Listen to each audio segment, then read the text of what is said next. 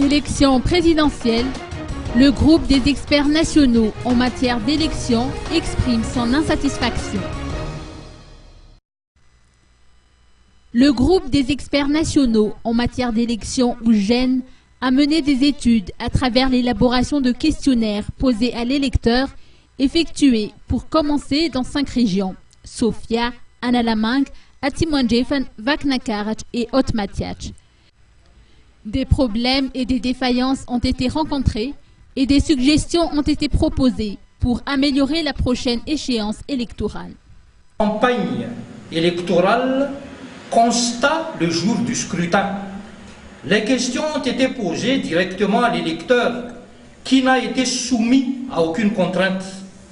L'analyse quantitative donne le nombre des réponses négatives et le nombre des réponses positives aux différents stades du processus. L'enquête couvre aussi bien les communes urbaines que les communes rurales.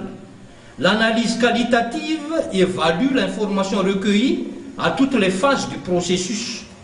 Une synthèse globale est établie par région, puis l'ensemble fait l'objet d'une compilation générale. Pour effectuer le travail, le GEN a eu recours à des associations confessionnelles, non confessionnelles, à des bénévoles ayant un sens civique dans les régions et districts cibles. Résultat quantitatif. Les fiches parvenues au siège national du GEN à ce jour totalisent. Les chiffres se présentent comme suit. Inscription à la liste électorale. Électeurs en possession de la carte d'électeur, 65%.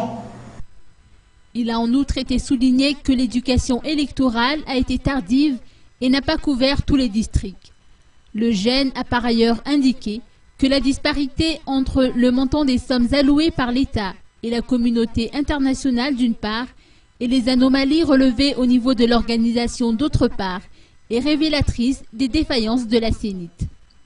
Le GEN suggère l'adoption d'une loi réglementant le financement des campagnes électorales visant une transparence totale quant à l'origine et l'utilisation des fonds, ainsi que le plafonnement des dépenses, l'amendement de l'article 34 du Code électoral qui prévoit le gel des listes de manière à procéder à une révision des listes électorales en vue du second tour, la nomination d'un agent permanent de la CENIT au sein de chaque FONCTAN, ainsi qu'une révision de la stratégie en matière d'éducation électorale, particulièrement en vue du jumelage des prochains scrutins.